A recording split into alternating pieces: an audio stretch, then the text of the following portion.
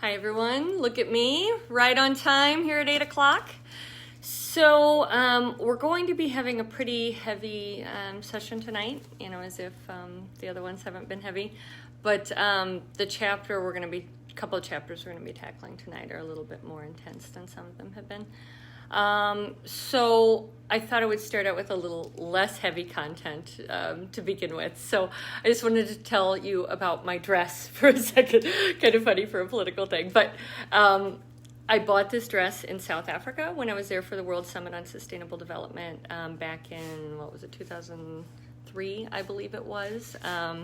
My ex and I spent a month in South Africa and visited Swaziland, and I bought this dress when I was there. And it's one of my favorites, but I have very few occasions to wear it. So I thought I would wear it tonight for this, as well as to pay homage to some of my new African friends who are on my Facebook these days. I have a lot of new friends on my Facebook from Rwanda, Gambia, can't remember your other countries, I apologize for that. But in any event, here I am in my beautiful, I think beautiful, African dress, ready to get into some pretty intense stuff. So let's begin. We're going to start with chapter 12, and chapter 12 is written from Brian's perspective, so let's just refresh our memories, or for anyone who's maybe tuning in who hasn't before. Brian is the abusive, narcissistic boyfriend of our main character, Lauren. So this chapter is written from his perspective. I talked a little bit about last time wanting to create within Brian a character that was not completely cookie cutter, but that showed some depth to him. So in this chapter, we're seeing Brian struggling with his decision to join the Defenders. Some things, I don't want to give too many spoilers, but some things that happen with Lauren and him and all that. So here we are, Lauren's out of the picture for this chapter, and we're just at Lauren's house with Brian and Steven, the head of the Defenders. So in this chapter, I was trying to do a few different things. This chapter is called Crystals in the Street, and that name was very intentional. So I guess one of the things I want to talk a little bit about tonight is Nazis. What a fun topic. So the reason I want to talk about Nazis is because, I think we're living in an age that has some parallels to 1940s Germany. And Nazism and World War II has been a subject that has honestly been one of my absolute favorite things to learn about, which is such a dark period of history, but obviously I guess I have a little darkness in me. But part of the reason that time period was so fascinating to me was because it really highlighted humanity's capacity to treat each other really bad and to do horrible things. And it highlighted it among a society that looks fairly similar to who we are now. This is not, an atrocity that's happening, hundreds and hundreds of years ago or what have you. What happened in Nazi Germany happened in relatively recent history. And I think some of the parallels that we should be paying attention to right now are, the fact that, number one, let's just talk about Hitler's rise to power for half a second. So, many people think of dictatorships as happening because of a coup, that there is a, like a militaristic power or a war or something, and the dictator comes into power. What we saw with Adolf Hitler and what we're seeing with the current rise of global authoritarianism is that these folks are elected. So Hitler was elected. He was not, he did not wage war to come into power. Now, obviously, he did some pretty nefarious things once he got into power, but prior to his ascendancy, he was legally, democratically elected to the German Reichstag. So, we're seeing that with many dictators around the world, at least sham elections that give a fig leaf of authenticity to the dictator. So, in India, we talked about that a few nights ago. India's Modi, he was elected. In the Philippines, Duterte, he is elected, or he was elected. Putin, ostensibly elected, although, of course, his election was completely shit.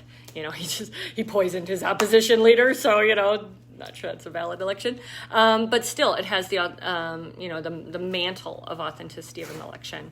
Many Bolsonaro in Brazil, he's another dictator who rose to power through an election. So now here we've got our own Mr. Trump, who rose to power through an election. He was democratically elected, although there were a lot of really suspicious things about the 2016 election that I don't think we've really had a reckoning with as a country. The Mueller report was pretty dismissed by Trump and his ilk. So regardless of how he got into power, let's just set that aside. He's in power now. He was democratically elected. So it does not mean that a dictator, and he's not a dictator at this point. Let's just be clear about that. I don't believe Trump is a dictator right now. But, there's no reason that someone who is democratically elected cannot violate norms and democratic institutions once they're in power in order to create the stage for them to retain that power and become more and more authoritarian over time. And that's what we're seeing across the globe right now, is a march towards authoritarianism. I'm going to stop for just 1 second. I'm so sorry. My dog is tearing something up, and I feel like it's really loud in the background. So hold on 1 second. Buddy, you...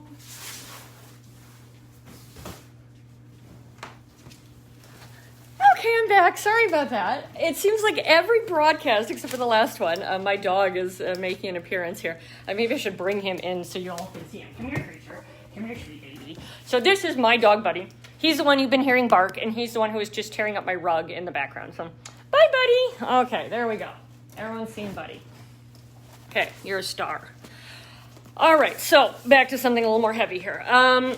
Okay, so, I think we need to be aware as citizens that, authoritarianism is real, and that it is a threat to democracies around the world right now. So, and just because Mr. Trump was elected does not mean he does not have authoritarian tendencies. So we've seen, dramatic moves on his part towards consolidating power. And so, back to Nazi Germany. So for a second. So the name of this chapter, Crystals in the Street, this chapter is a very dark, very, very dark chapter, perhaps one of the darkest of the book. And that name was given specifically in reference to what some folks who study history might remember was called Kristallnacht or Kristallnacht, I believe in German, in World War II. And that was the night, actually I think it was a couple nights, where Hitler and his brown shirts unleashed their fury upon everyone, just went on a violent rage. So we had been seeing, or Germany had been seeing, a mounting tension, more and more repression of the Jewish people and, liberal people, professors, people who considered themselves Roma, what we would refer to as gypsies, but they don't like that. The gay community, other folks, they were seeing more and more oppression of them leading up to Kristallnacht. But then Kristallnacht was really a explosion of the violence. And so this chapter is really an explosion of the militia violence and the racist violence that, the country has been building up to in the decade prior, actually more like 15 years or so prior to this night. So just to refresh our memory, the militias have been legalized now. And so now they're finally free to fully engage in their campaign of terror. Let's see. So for Brian, we're seeing that, he anticipated rising in the ranks of the defenders once some things happened. But what he's experiencing is actually that Stephen is decreasing his power. And we see that a lot among authoritarian type people, narcissists, that the only way they feel that they can buoy themselves is by putting other people down. And they're often very, very insecure about their own status and position And so Stephen is doing, kind of oppressing Brian now as a way to basically usurp Brian's authority and power, because he was rising in the ranks of the militia. He was gaining some popularity among the rank and file, and Stephen wants to quell that. And of course, this is very upsetting to Brian, because the only reason he's with the Defenders is because he wants to feel connected and warm and fuzzy with this group of guys, and to gain his own power. And so this is a really dramatic slide in status for Brian, and that's pretty difficult for him to manage. So he's kind of struggling with this, but he also realizes that, just like a lot of gangs or things like that, joining the Defenders is not something you just leave. So many of these highly repressive groups that bring people into them based on this, initial camaraderie and feeling of community, can often quickly turn into a very personally repressive situation. But there are then systems in place for not allowing the person to leave them. We see this pattern. I talked last time, I believe it was, about the connection with, narcissistic abuse, and how these narcissists, and extract their abuse upon their victims. Well, this same pattern can really be extended to, a larger cultural level. So we're seeing with this with the presidency. And these authoritarians, they often have very, very similar ways of interacting with their people, both the people close to them as well as with their citizens, that a narcissistic abuser would have. We also see the same thing in a cult or a gang type situation. In many of them that are the most horrific, people are expected to commit terrible acts early on as a way to kind of degrade themselves and tie them into that community. So that's another part of this chapter, is that Stephen is trying to fully bring his forces in under his command by expecting them to do horrible things. So let's see what else we got here. So in this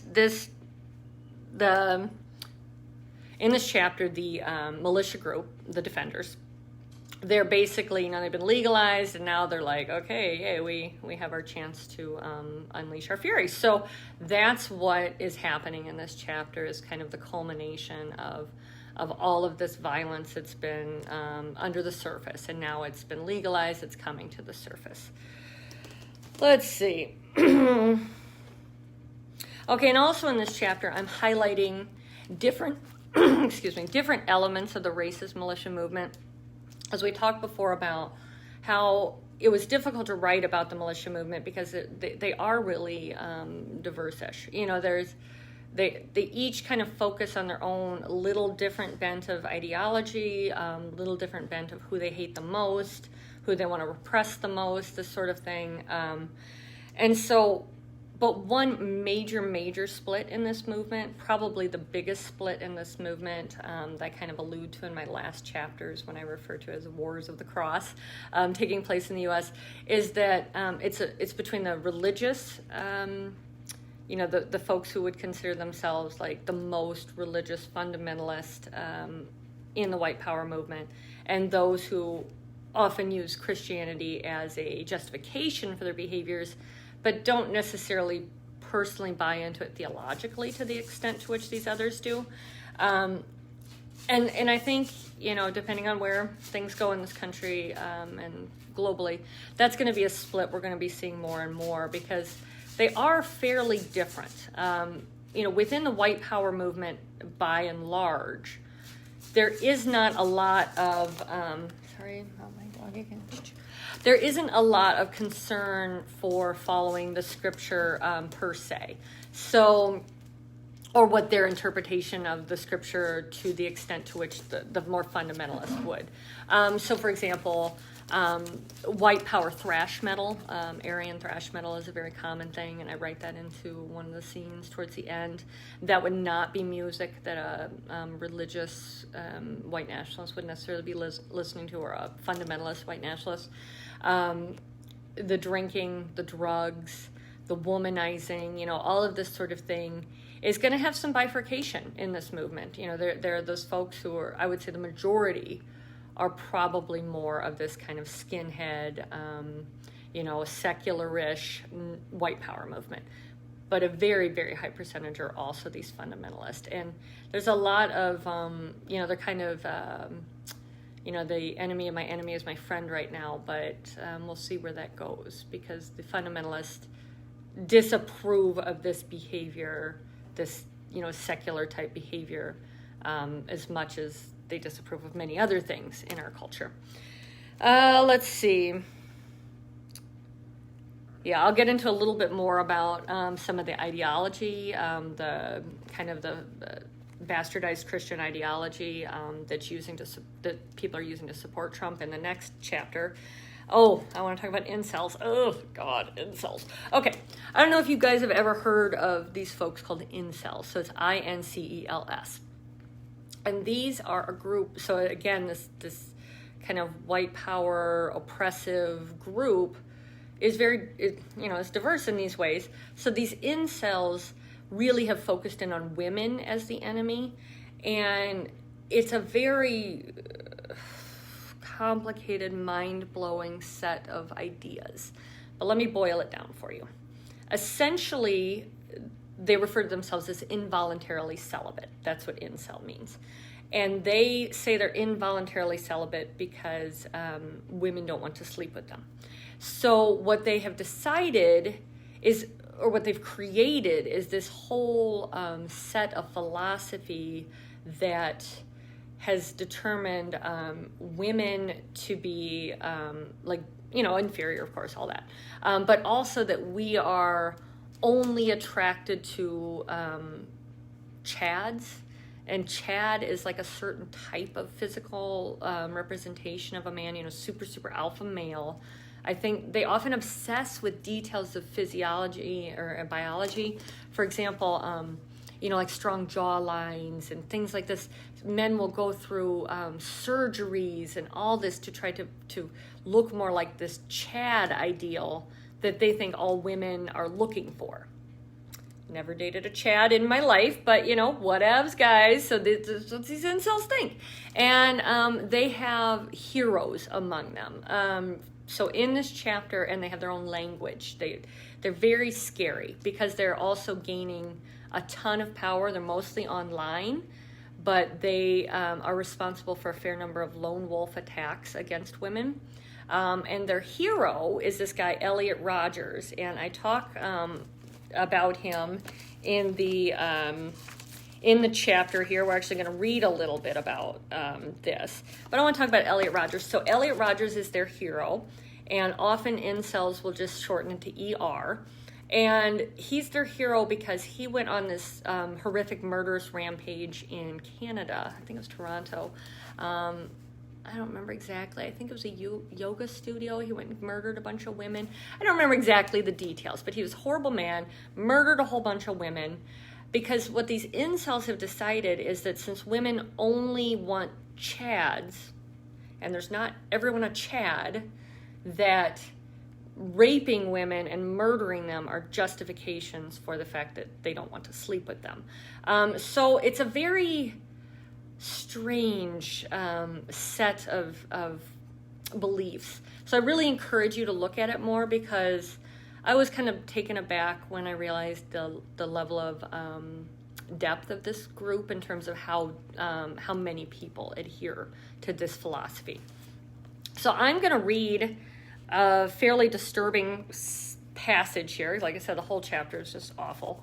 Although I happened to write this chapter in one day at a Panera. It was for COVID. And I was just chilling there writing, and it was one of the more interesting experiences I've had when writing this book. So this man said something to me. He's like, "Hey, you must be a writer because I see you just writing." And I sat down with him. I needed a break, and we sat and talked for a minute. And he was a Christian minister, and I can talk to anybody and I can talk about anything without it being too upsetting, but he was a fundamentalist Christian, and we actually had a very, very interesting conversation at Panera that day, and have kept in touch a little bit since then. So it's kind of funny that overlapped with this chapter. But anyway, so it was a nice experience in the middle of the horribleness of writing this. Okay, so we're picking up. The defenders are just getting ready to start. They're congregating with other militia groups across the country for this Crystal Night, our own version of Crystal Night. So I refer to this chapter Crystals in the Street. Okay. Some in the group were assigned to synagogues and mosques. Others rallied at the Hispanic Cultural Center. His team, Brian's team, was assigned to the Empowerment Place, a nonprofit that helped women and girls obtain an education. They pulled into the parking lot where 5 or 6 other matte black vehicles of all types were already parked. I'm going to just step in for a second. I refer in my book to matte black vehicles frequently because one of the things that inspired this novel was seeing the number of matte black vehicles driving around Rochester with racist things on them. So it was kind of terrifying. I have a van with this enormous German Shepherd that drives around all over Rochester. I don't know. He doesn't have any racist stuff, so I don't know if he is or whatnot. But I could envision that kind of a situation being someone who would be in a militia or what have you. But then I've seen several with like 3% and things like that on the side. So clearly, this is maybe something that folks are doing, I guess. I'm mad at myself that I did not write into the scene, though, the chapter, or into the with the vehicles with the flags, because that's a new thing that we're seeing a lot of. You see these vehicles driving around with the Trump flags and the American flags and all of these things. So I wanted to write that in because my guess is in this new world order I've created, that would be something that would be common. But in any event, I forgot to add that in. So, but anyway, these matte black vehicles, that's where that came from. Let's see.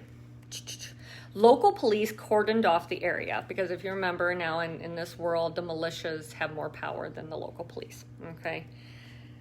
The men gathered around a tall, skinny man with a big pot belly that made him look as if he was pregnant. The man standing next to Brian cracked a joke about it. Are we sure this guy isn't really a harpy? Looks like he's carrying someone's bastard.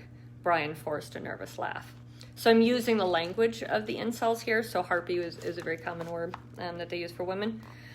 The pot-bellied guy climbed onto a tailgate and started squawking.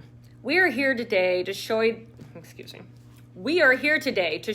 femoids that men are the righteous leaders of this country. Am I right? The group started shouting E-R, E-R, E-R in honor of the man Elliot Rogers, who is considered a saint among women-hating men everywhere because of his murderous rampage. His biggest fans were among a group that had gained considerable power in this new world order. They called themselves incels, or involuntarily celibate. They blamed biology, but mostly they blamed women because no one wanted to have sex with them. This group decided that killings and rape were justifiable as a result. The man went on.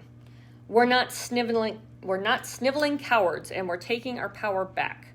We don't need any nasty roasties dragging us down and turning us into a bunch of weak cucks. We are strong, and we will take them down. Chants of ER broke out again. The toxic energy was tapping into Brian's fury. His face reddened as he joined in. Someone threw a bottle at the building, shattering it into a million glistening pieces. The group was whipping themselves up into a fervor.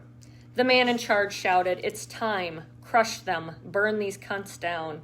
Hate and testosterone swelled together as they stormed the building. Brian took his club and began smashing windows as the people inside howled. Within 5 minutes, every window was shattered and the mob was throwing Molotov cocktails inside. Shards of glass glittered in the sunlight like crystals in the street. Women, men, and girls began running out as the smoke and flames engulfed the structure.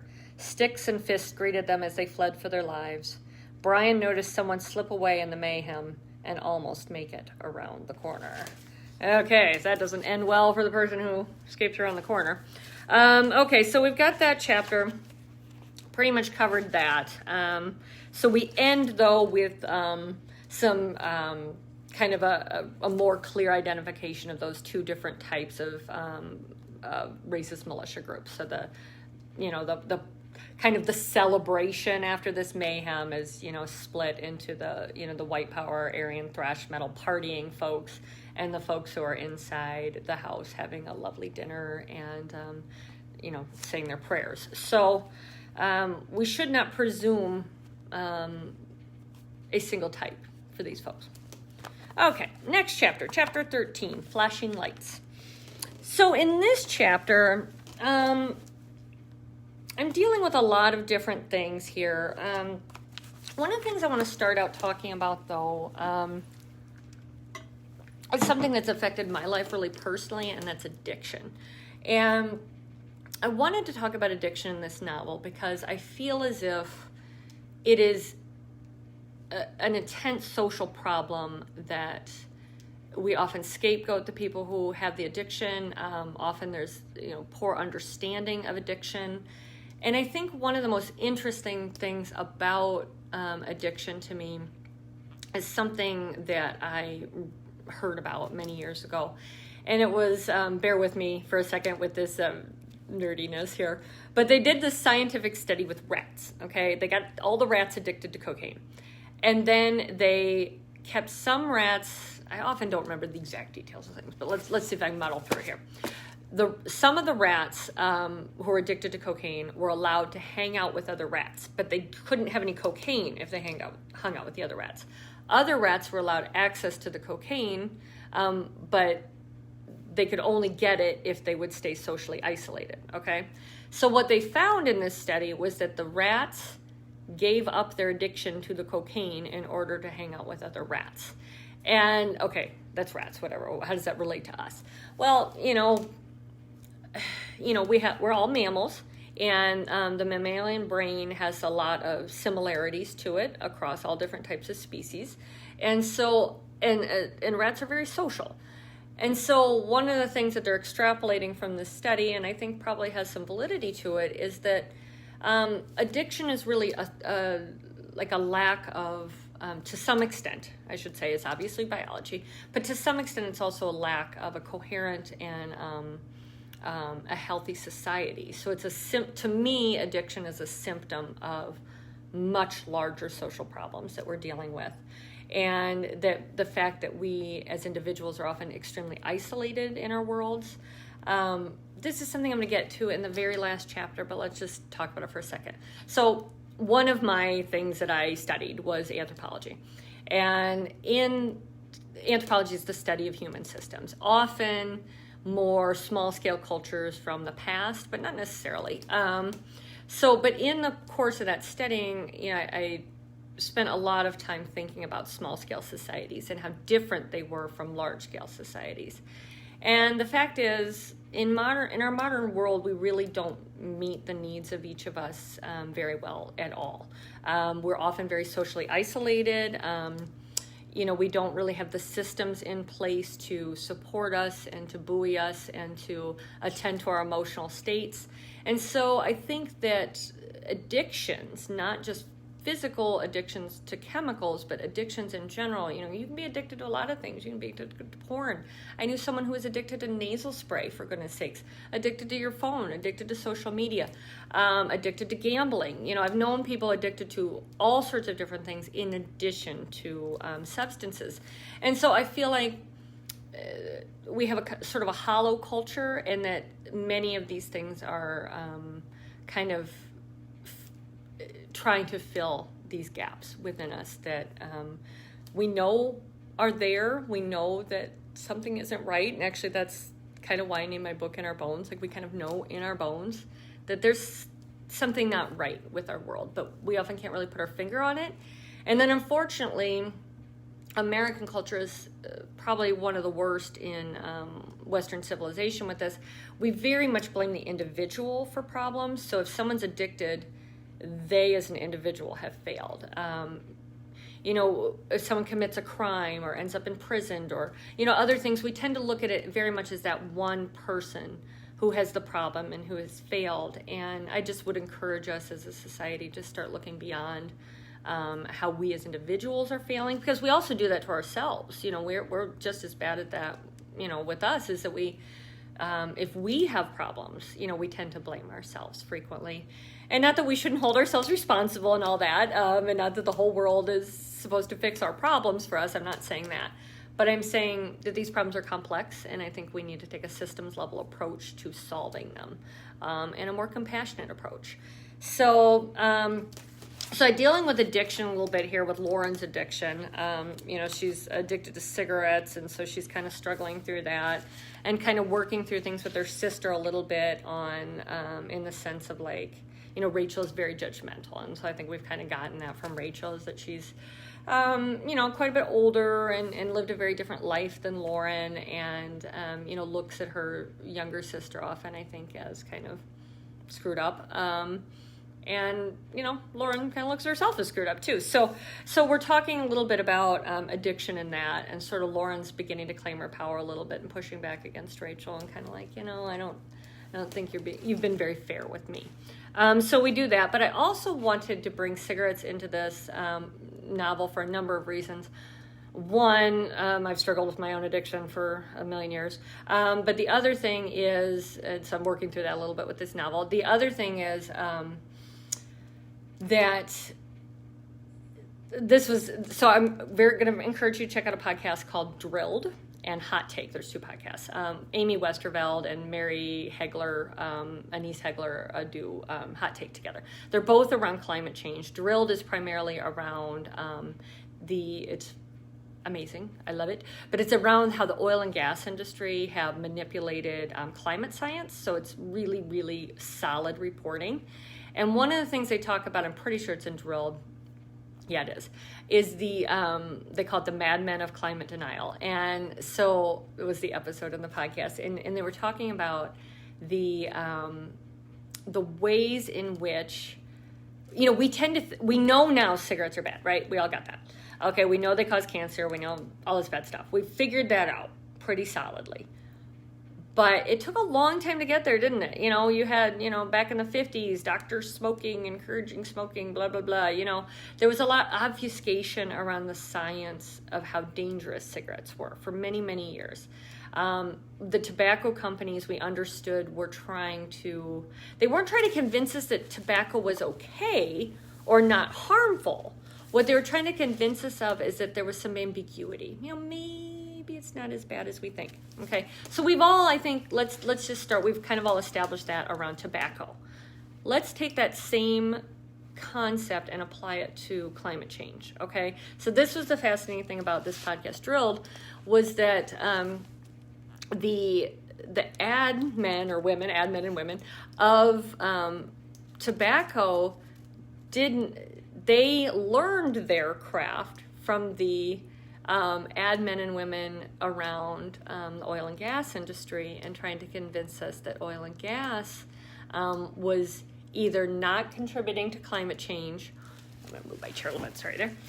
Was either not contributing to climate change, or the level to which it was contributing to climate change was ambiguous. So they applied those same tactics of obfuscation, of muddying the waters, of making it seem as if we don't really know for sure if climate change is doing this bad stuff.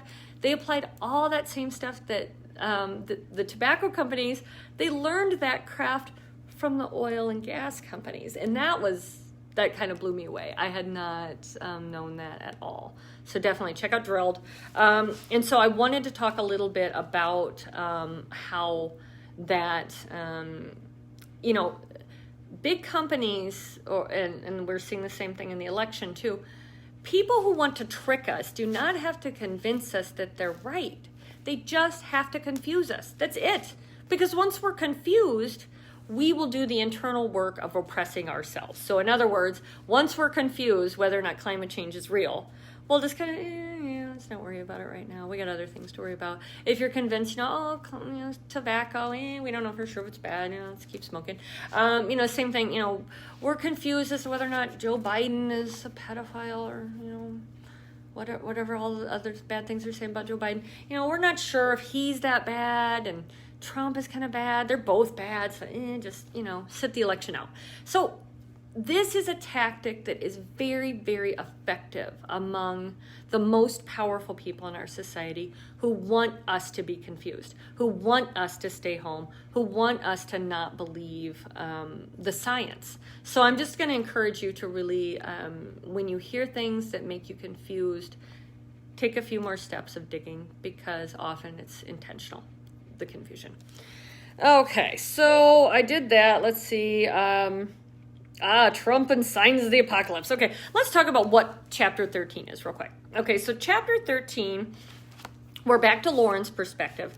Lauren, Rachel, and her nephew Ben, who's mixed race, have now gotten away from Rochester, and they're headed towards Canada, but it's no longer Canada. It's referred to as Canada, and the reasons for that are complicated. But basically, I'm saying like the Supreme Court of Canada, they made it to where, or they determined that the lands had been stolen illegally from the native inhabitants, and so they're going to return it to the native inhabitants or return to native control. But it's just a paragraph in the book, but basically the native people are all like democratic and everything, and it continues to be a democratic country, basically the same as before, except for the fact that they wanted to change the name back to the indigenous name for Canada, which is Kanata. So anyway, they are trying to get to Kanata and to this eco city that I've created, and we'll get to that in a future chapter. So they're on their way there. And in the process, I think I mentioned in the last videos that the president had put out another order, like a travel ban, an internal travel ban. No one's supposed to be traveling. So the ladies are like, oh no, we're too late. How are we going to get away? So they come up with an ingenious plot that I won't give away in order to escape the checkpoints. But I thought, but it's again bringing in some of this religious extremism into this chapter and some of the Christian extremism. So I wanted to talk a little bit about the more religious of these folks and how to some extent, or not how, or what some of their thinking is behind supporting Trump. So in the first chapter, I referred to people as his supporters as either thinking he was saving the country from damnation or ushering in the end times. And that was not just something I made up in my head. Some elements of this fundamentalist community, this fundamentalist white nationalist community, are very convinced the apocalypse is like literally around the corner. And they are fully convinced that Donald Trump is part and parcel of ushering in the apocalypse. And, you might think, oh, well, Donald Trump's not doing anything about that. He's the other crazy and whatever. He's not tying into that. Oh no. Trump is very aware of this mentality among some of his supporters, and he's doing many things that are feeding into, or at the very least, not stifling this opinion. So these folks who believe that the apocalypse is around the corner are looking for signs of it everywhere. So, for example, the fires of climate change. This is another sign for them. The apocalypse is soon here. There's a whole bunch of them. I don't know all of them, but one big thing I know for sure is moving the American embassy to Jerusalem. Many people, I don't think really understood why we were doing that exactly. The Middle East is complicated. It's very complicated politically. What's going on with this moving the embassy? Donald Trump portrayed it as that he was trying to support the people of Israel, which, yes, Netanyahu, the leader of Israel, is just as corrupt, maybe even more than Trump. He is awful. He and Trump have some very strange relationship going on, and Jared Kushner, and I don't know what's going on with all that. But I know they're kind of propping each other up. And so moving the embassy was internal politics of Israel, because Netanyahu is in trouble for lots of legal problems, and also internal politics for the U.S.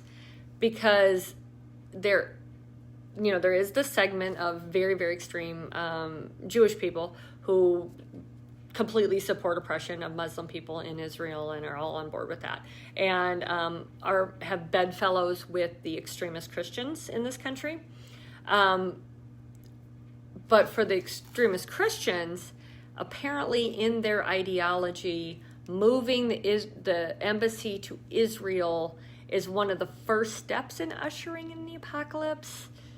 I don't remember why, but in any event, it is. And so from their ideological perspective or their religious perspective, Trump has made a major move towards ushering in the apocalypse. And, the Jewish people who support these fundamentalists, again, they're all bedfellows right now. It'll be interesting to see, what happens in the future of this country. But, I don't think some of these Jewish people are quite clued into how much these fundamentalists, like, part of their deal is that the Jewish people are going to be some of the first to, like, be sucked to hell. But they don't really seem to care right now because they're all trying to get the same thing. So moving the embassy to Jerusalem was a big sign of, the impending apocalypse, and was a huge thing that Donald Trump did to support that base. So never doubt that Trump is doing lots and lots of things that we who don't understand these ideologies or think this way, we are missing, or Trump is framing it in a different way, because obviously, this doublespeak, let's get back to this, 1984, where you say one thing and you mean another. Trump is a master of that. And so, he can say whatever he wants about everything, and those of us on the outside aren't really clued in. But once you start getting into these worlds, you will understand that he's speaking directly to these people. And it becomes terrifying once you really get that, because then you start hearing it more and more. So, anyway, Trump is very much playing into both of these sets, the white power, Aryan thrash metal skinhead people, and the fundamentalists. Fundamentalists of all sorts. Let's just get into that real fast. So we talked about Modi and, the Hindu nationalist fundamentalists, the Buddhist fundamentalists, all that. So Trump, all these fundamentalists, except for the Islamic fundamentalists, but the Hindu fundamentalists and the Christian fundamentalists, Jewish fundamentalists, these folks all seem to be kind of willing to coordinate with each other right now because, they kind of all mutually hate Muslims, and they, oppression of women and other minorities and things is a big thing. And then the rise to authoritarianism. They all want to kind of be authoritarians. So, that's kind of interesting how all these fundamentalist groups are working with each other. So, for example, like when Narendra Modi came to the U.S., there's a huge Trump rally, and my friend from India is talking about how many people she knows who are really supporting Modi, and it's really terrible. He's doing a lot of terrible things in India. Okay, let's see. So we get signs of the apocalypse. Okay, so Lauren and Rachel are getting away. They go through a checkpoint. I don't want to go through too much of that, but then they end up getting swept up by a resistance camp.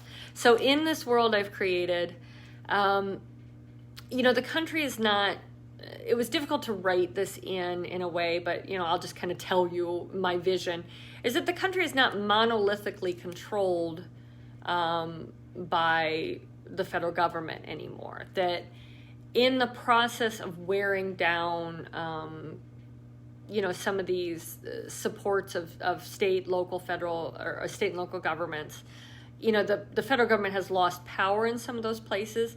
And you're going to have some states where you have a more educated population, where you have people who are going to be resisting more, pushing back against this regime, and other places that fully embrace it, right? So Minnesota has a pretty mixed history of, independent thought and that sort of thing. So I decided, let's have a resistance camp that's like basically a refugee camp that's controlled by people who are against the power and control of the federal government at this time. So they end up at this resistance camp, kind of against their will, because there's all this terror going on in the country from these militias, and the leader of the resistance security team is worried about Ben, who's mixed race, and doesn't believe that these white women are going to be able to effectively get him to safety. So she's kind of like, yeah, let's just chill here for a while we, let the militias calm down. Okay, so that's chapter 13. Chapter 14, we've got Action, Not Guilt, is what I've named this chapter. And I named it that because,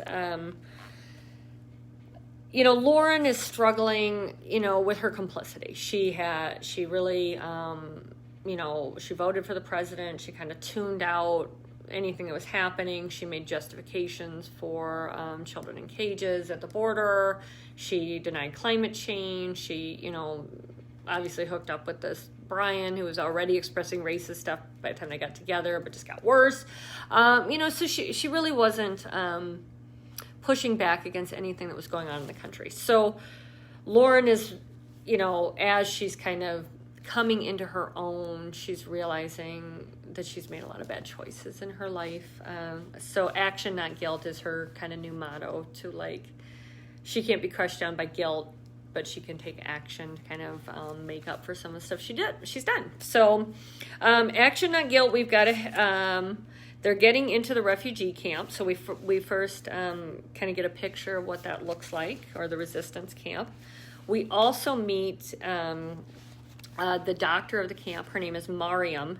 And for anyone who's read the book, 1,000 Splendid Suns, she was, that name was borrowed from one of the main characters of that book. It was set in Afghanistan, and absolutely just an amazing novel. So I encourage you to check that out. He's the same guy. I can't remember the name of the author, but he wrote A Kite Runner. That was a little more popular, but I liked 1,000 Splendid Suns better. So Mariam is she is a Muslim woman. She's a Muslim doctor. In my world, I do not specifically identify her as Somali, but we have a very high Somali population in this state. And her children are wearing the Khmer style of hijab that we see among primarily the Somali population here. So I'm kind of giving clues that they're Somali, but I don't directly say that. And so then we have Lauren, kind of coming into this resistance camp. She sees these little girls in hijab and kind of a little freaked out, but they're kids. And then she sees Mariam, and she gets really scared because she's been living in this world with Brian and the Defenders, and this honestly just absolute hysteria among many Americans on Islam. They think that every Muslim person has an AK-47 ready to just blow everybody away. So that's kind of Lauren's mentality when she sees Mariam as like, this scary Muslim woman. And so she's finally kind of coming to terms a little bit with that's a racist mentality, and you can't judge this woman just by the way she looks. So they end up working it out, and they end up becoming good friends. But in the beginning, she's struggling with, kind of some of those internal things that she's built up around different races, different religions, and the indoctrination she's struggled with. So she has to kind of, work that out within herself of, how do we let go of some of this stuff. Let's see. So that's chapter 13. Let me read a little from chapter 13. What was I going to read? Oh, yeah. Okay, is that this chapter? Darwinism? Hold on a second. Let me just consult my notes for a second. No. Oh, yeah, that is this chapter. Okay. No, there's a couple more things I want to talk about. Let's talk about climate Darwinism.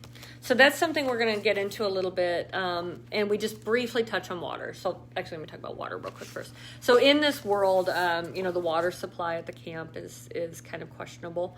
And there was something I wanted to bring in. So I talk a little bit about water, but this is something that actually is going to be incredibly huge in our future.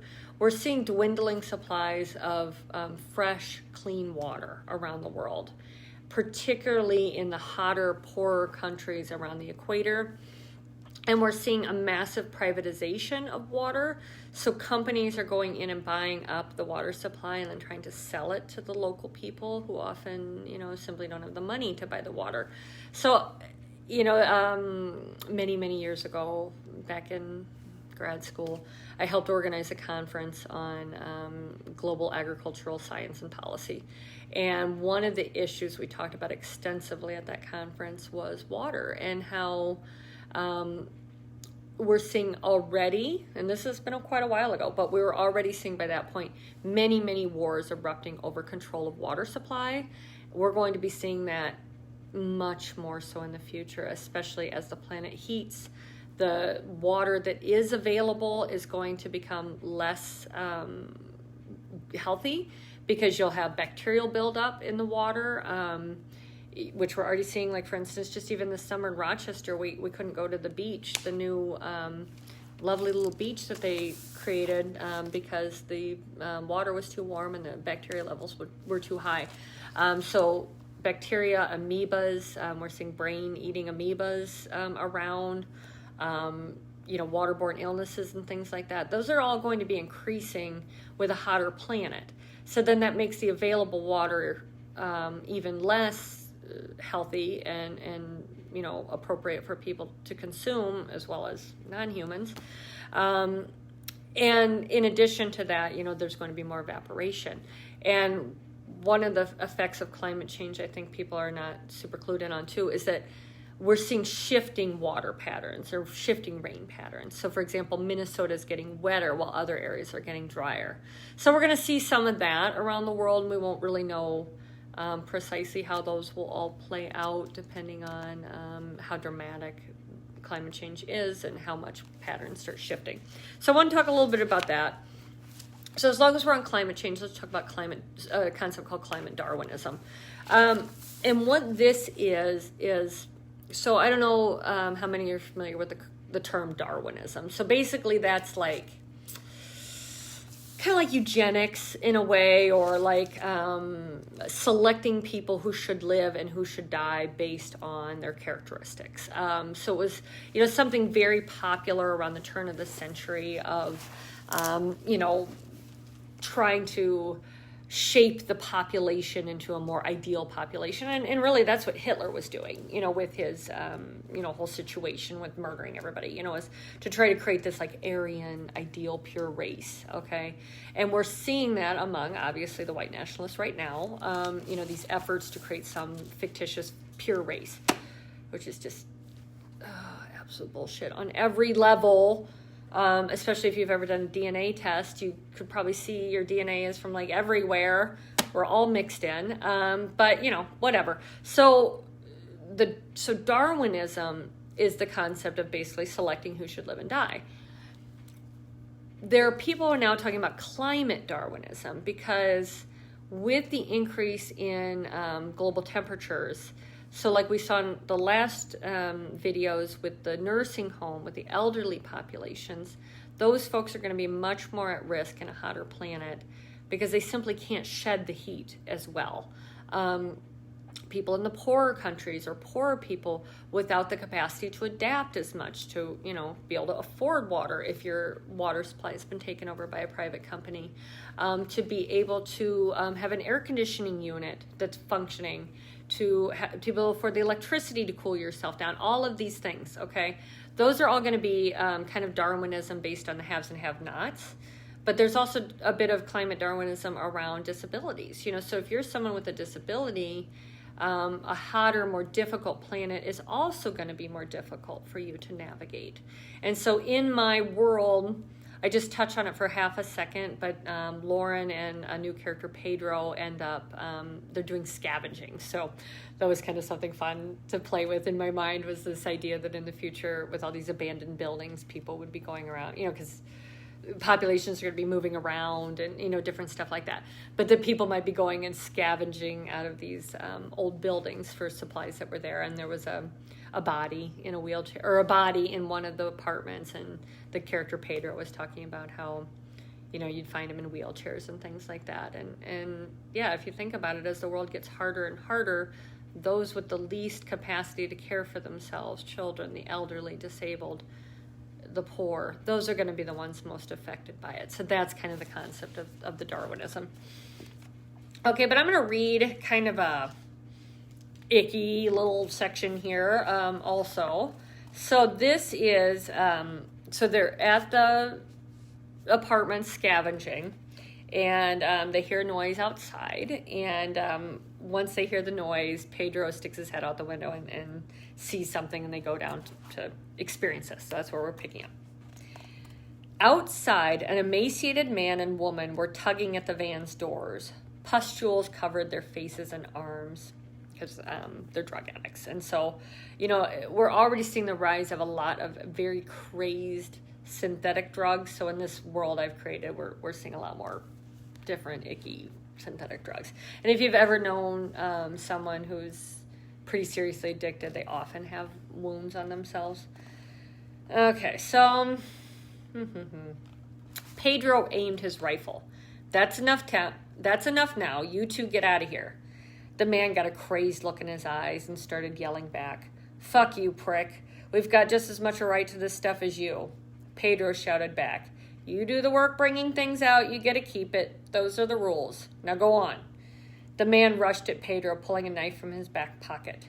A single shot took him down. The skinny woman squealed as she ran back to the truck and tore off, leaving her bloody dead companion in the lot. Lauren was confused because Pedro hadn't fired. She looked across and saw a woman about her age with a shotgun.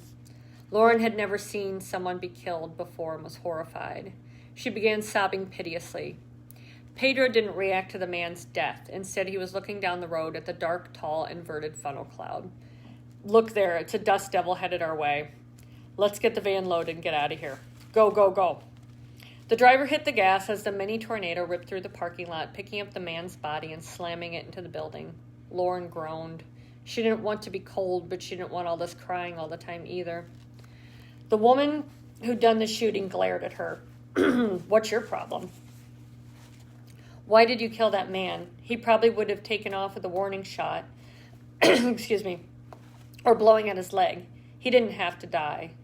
The woman was putting her hair up in a ponytail and flatly stated, Listen, girlie, I don't ever like taking out anyone, but I'm not going to moralize over that junkie's death. If he'd have gotten Pedro even once, he could have killed him. I'm not going to, if not from the cut itself, from the infection. No matter how many of those bottles of oil we bring back, it's not enough to treat a deep wound. Whatever drug they're on makes them lose their minds, and they get really strong. I wasn't going to risk it. Pedro's more important than he is. Sorry, not sorry. You'll get used to it, or not. I'm surprised Eric recommended you to join us. You seem kind of fragile to me. Lauren bristled. I'm not fragile, she thought. Pedro interjected. There's no two ways about this. This work is hard. When people are in impossible situations, they have to make impossible choices. Maybe you can't handle it, but you shouldn't feel bad that you're crying because someone died. I've just dealt with so much, I can't take it in anymore. But then that makes me feel awful too. The trick is somehow to hold both sorrow and pragmatism in your heart and mind at the same time. The yin and yang, sort of.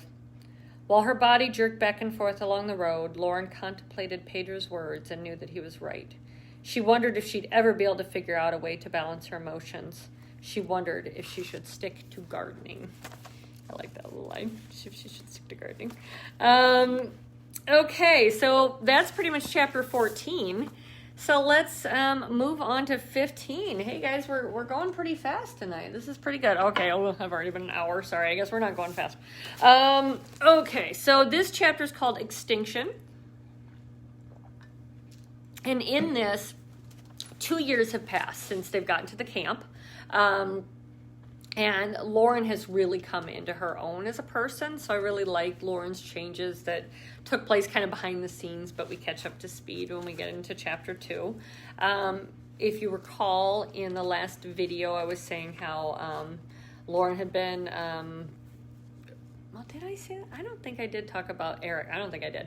So Eric, there's another Eric. So if you remember in one of the first chapters, in the first video, we talked about Lauren's rapist being a man named Eric. So I wanted to play with that name a little bit and kind of like re-traumatizing Lauren by the name Eric. And those of you on Facebook might remember a while back I posted something about like, I need a name for my character, a Norwegian man's name. Someone suggested Eric with a K, and I'm like, hey, this is perfect because the rapist is Eric and we'll deal with all this stuff. So that's how this guy got named. So Lauren and this Eric end up hooking up in this chapter and having so she's finally got a good love and a good relationship. So yay, Lauren, she's getting ahead with herself here. Okay, so what am I talking about in this? So in this world, so they're at the resistance camp still, and the camp has been pretty fully, flushed out by this point. It's a pretty nice place to be. And as I mentioned a little bit ago, in this, new world I've created, there's an uneven government response. There's uneven government, so in some places you're going to have more functional local, state, federal government. Other places you're going to have less local, functional government. But primarily, you're seeing a pulling back of the federal government in this world. And the reasons for that being is, to be honest, the Trump administration has zero interest in actual governance, so that's one. It's a power trip. It's a way to get richer. It's a way to feed his ego. Like, taking care of people and running the country is not even really on the radar, even though I know Trump supporters think that he's the greatest president of all time and doing all these wonderful things for people. Unfortunately, if you dig into the facts, that's not so much the case. And actually, just tonight, I decided for sure, in a couple days, I'm going to do, I think the election day probably, or maybe Monday, I'm going to do a special video directed just to my Trump supporting friends, because, you love the president, fine, I'm not judging you for that. I just maybe want to speak to some of the ways that maybe there's some confusion of information, just kind of present some of my perspective on, the accomplishments of the president as outlined repeatedly. The exact same accomplishments get twisted over and over again. And I just kind of want to address it because it's been bugging me quite a bit. So anyway, we're going to get into that at some point, probably Monday or maybe Tuesday morning. But in this chapter here, we have the federal government still retains a ton of power. They just don't really exercise it in a way that's governing. More, their exercise of power is with control and violence, okay? So they've left the camp alone for a long time, but then for some reason they've decided now they're going to raid the camp. So quickly in this chapter, the feds are raiding, and Lauren needs to get out. So we have Lauren, Rachel, Eric, Ben all survive, and then they bring along a teenage girl named Khadijah.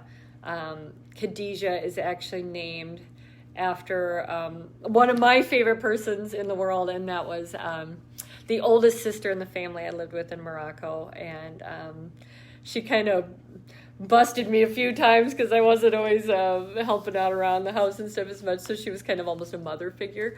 But loved Khadijah, and she was very sweet, and so my Khadijah is named after her.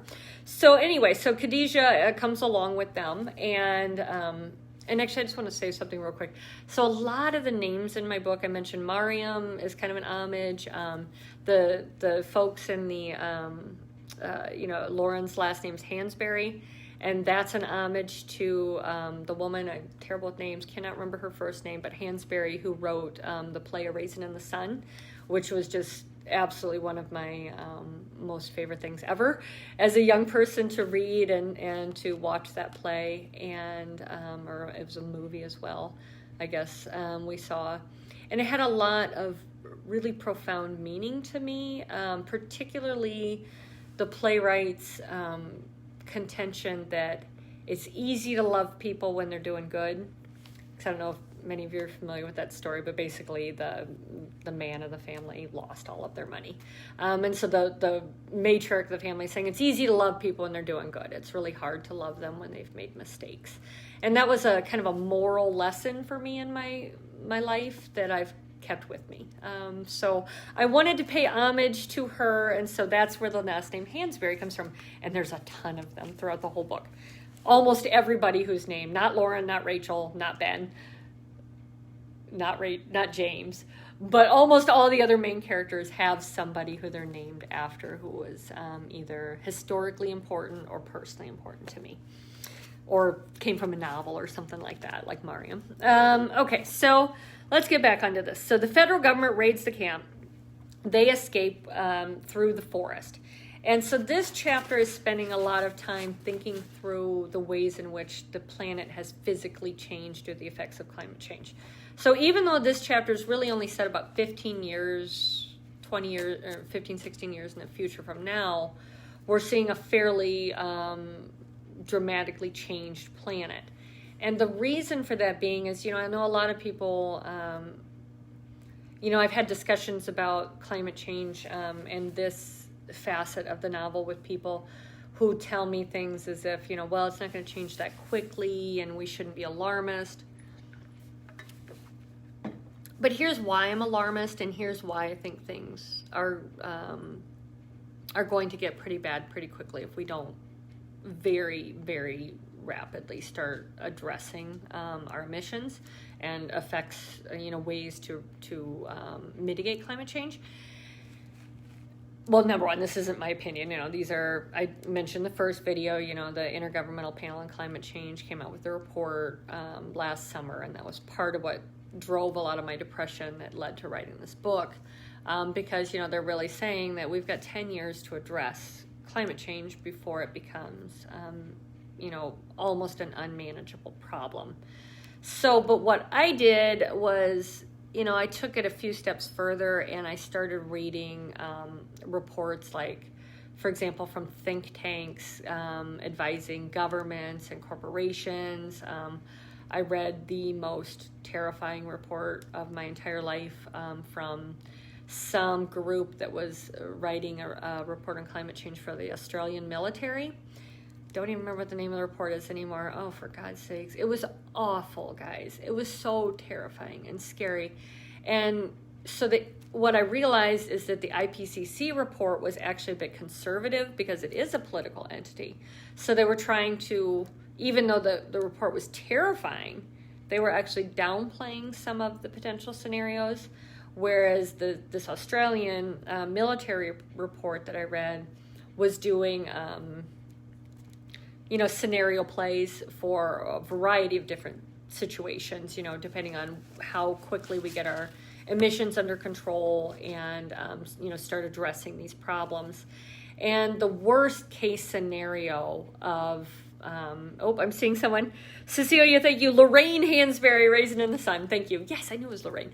But the worst case scenario, if we literally do nothing, which is where we're at now, was so bad that I'm not even going to talk to you guys about it. It was just really bad. And so one of my concerns with, part of tying into writing this novel was, let's just say, we've already had 4 years of Trump with not only not getting anything done on climate change, where we were actually making major reversals in the progress that has been made. Because even Obama, I know a lot of what they call themselves progressives, I guess, is the folks who support Bernie and all that. A lot of the progressives would say, Obama failed us on climate change, blah, blah, blah.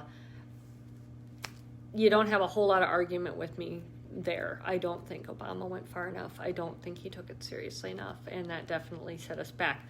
But at least there were some steps being made. There was some progress that was being made.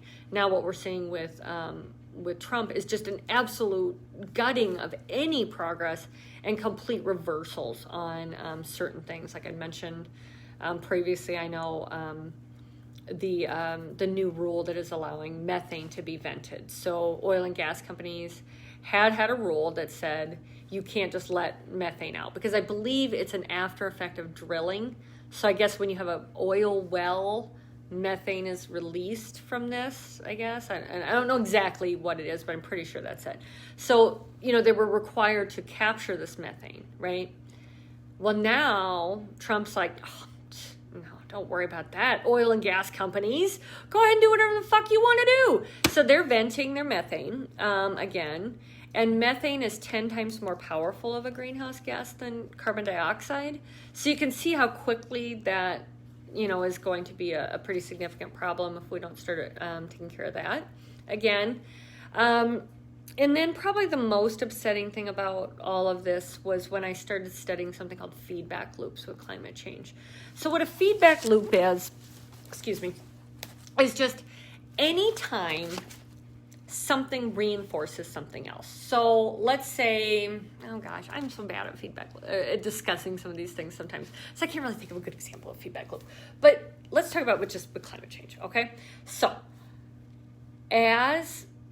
yes, this is good. Okay, so as the planet is heating up, okay, it is having different effects on different things that are actually making the problem worse. So one of the big things, these feedback loops, is the melting of the Arctic tundra. So bring that in a little bit in the next chapter, so I won't get into it too much. But you have this frozen, solid land in the northern and southern hemispheres around the poles. So what's happening with climate change is these soils are thawing.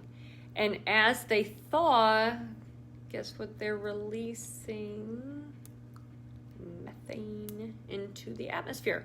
So they're releasing methane, okay? So the more methane, the hotter the planet, the more these soils melt, the more methane is released, okay? That's one feedback loop. Here, let's talk about another feedback loop, and that is the sea ice in the Arctic. So I talked about that a little bit, how Vladimir Putin, actually there's a whole global competition for control of the Arctic because of the oil and gas that's under there. But we're seeing, a vast and profound melting of the Arctic. It's happening at a rate much, much faster than the rest of the planet. I don't quite remember what the science is behind why that's happening that way, but it is. So just trust me on that. So we're seeing, the Arctic or these frozen lands melting. So they're now allowing ships to be able to pass in and out of them. But what had been happening, if you think about, white and black, if you think about the way the colors absorb heat. So, you don't want to be wearing a black shirt on a hot day, right? The sun absorbs into that black and makes you very hot, right? You want more white or light colors to help reflect the sun, right? So what color is snow and frozenness, right? White, right? So it's reflecting some of that heat off. But once that ice melts, what color is the ocean? Well, it's dark. So it's absorbing more heat. So that's another feedback loop we're seeing.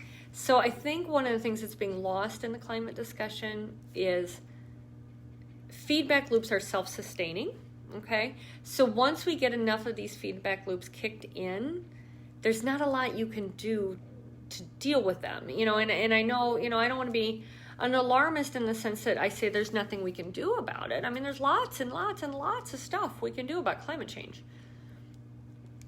But there are certain things that are gearing up that we are not going to just be able to stop. I think that's a little bit of humanity's arrogance that we think our science and technology will just fix it all. We have very poor understanding of these global type processes that our planet is functioning within, that has been functioning within since we, have come to being on this planet, that are changing now, and we can't just snap our fingers and fix it because we want to. And so that was a big concern of mine, was these feedback loops. So in this world, the president has done nothing about climate change. Climate change has gotten worse and worse and worse over these 15 years or so from this point in time. And we're already seeing massive wildfires on the West Coast in particular, but more and more wildfires are spreading in more and more places. And so in my world, we've got massive fires in the north, in the Boundary Waters area and that. So Lauren and their party are traveling through this mixed forest land of, some burnt, some not burnt, as they're moving along. And Lauren is, coming to terms with the fact that not only has she been complicit around, the white nationalism and the racism and the president and everything else, but she's been really complicit around climate change. And so she's kind of struggling with her own role in that. And one of the things I just want to step back a little bit with climate change. So we talked just a few minutes ago about the oil and gas companies and the cigarette companies and the ad men and trying to obfuscate and confuse us, right? And trying to make it to where the science isn't clear. Here's another huge thing they're doing to us, guys. They are making each and every one of us feel personally responsible for solving climate change. So if you don't recycle, how dare you be mad at anybody else for not doing anything about climate change? How dare you be mad at companies? How dare you be mad at the government for not addressing climate change? Because you actually are responsible for it because, you threw away that fucking plastic bottle. How dare you, you disgusting pig. People think this about themselves. They feel so guilty about different things that they do, like buying plastic, like not recycling, not, driving their car, flying their airplane. Okay, let me just say, we should probably all be recycling, although plastic, I don't even want to get into that. That's just this nasty thing. Let's just try to buy less plastic, okay? We should be recycling. We should be buying fewer things. We shouldn't be flying in the air as much. We should be eating less meat. We should be doing all these good things that contribute to a healthy planet, right? Because often they're contributing to our own health as well. But the reason the planet is on fire is not because you're not recycling, guys. The reason the planet is on fire is not because you're driving your car around. It is because there's about 100 companies in the world who are primarily responsible for, I think it's like 90% of the climate emissions, and they are doing nothing about them. And one of the ways they're able to keep doing what they're doing is to use these same ad men to just put the guilt on all of us and the pressure on all of us as individuals to solve this problem. We are not as individuals going to solve this problem. I mean, I've been a pretty intensely ecological person most of my life. I've been composting and recycling and hardly eating any flesh of any sort since I was 15. Haven't, driven and ridden in airplanes forever and whatnot.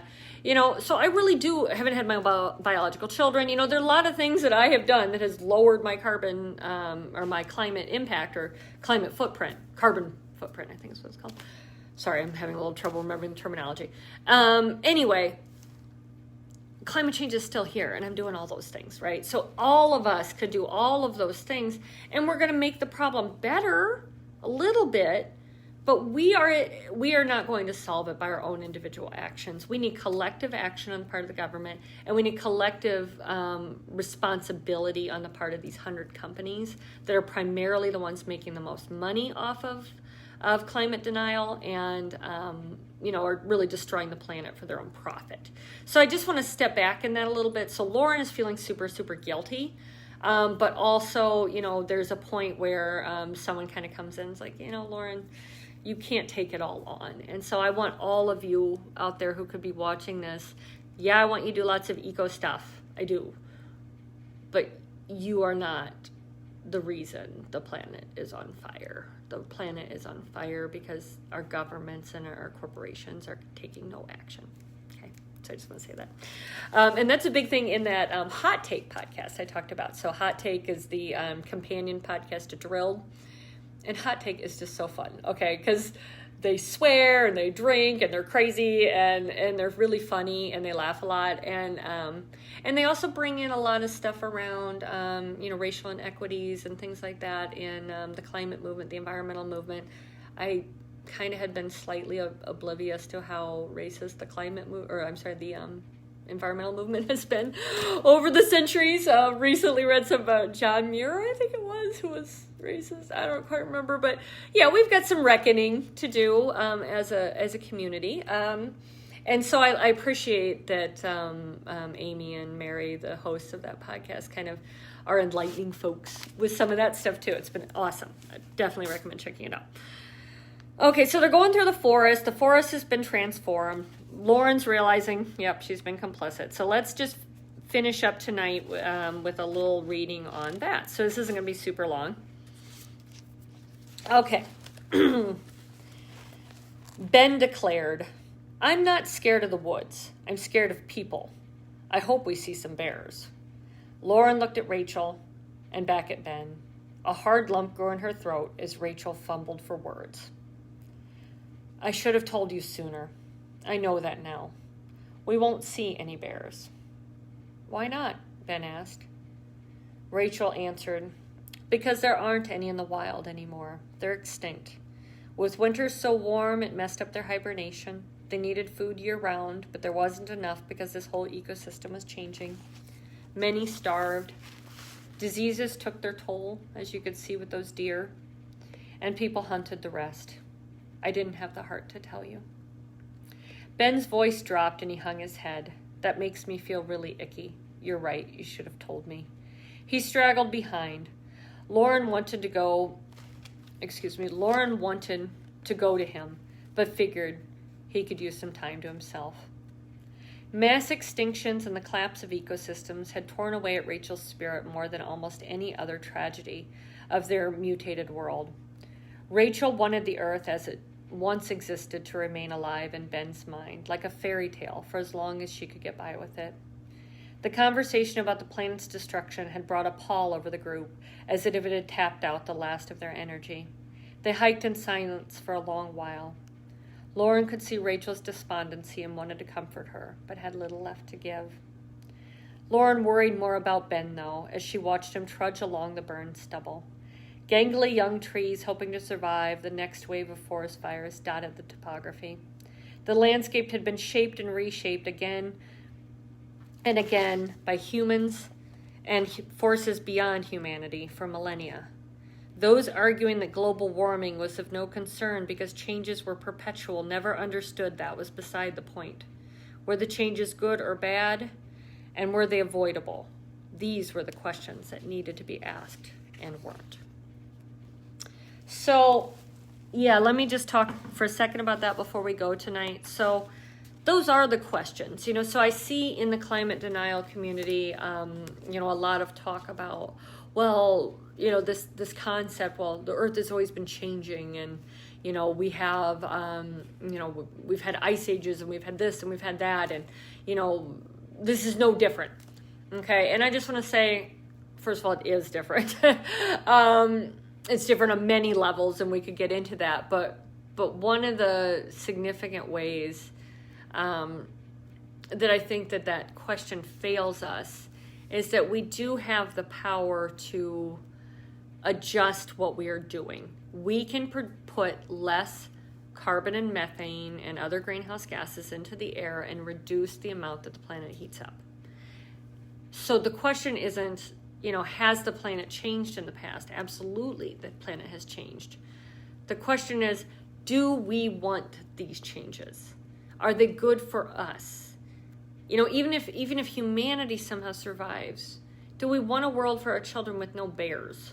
Do we want these things? So even if we just presume that humans are somehow going to be undeterred or unaffected by climate change, we still have to grapple with that we are changing the natural world in ways that are also not necessarily desirable for what we want for ourselves or for what those non-humans deserve.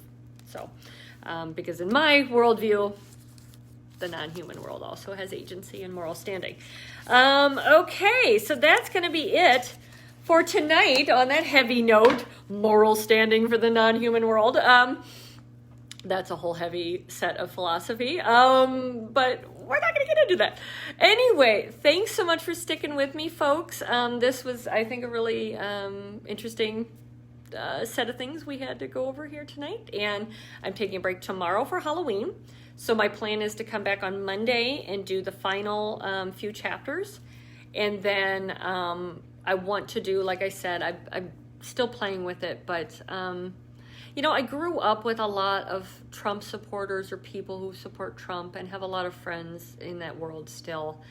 And I'm really interested in bridging some of those divides. I'm really exhausted by the divide in this country. And more than anything, that is what I am hopeful to do in this other video I'm going to do. So we're going to do one more of these about the book, and then one more is going to be about just specifically addressed to my Trump friends and family. So that's going to be it for now. Everybody have a wonderful night, and we'll see you on Monday. Bye-bye.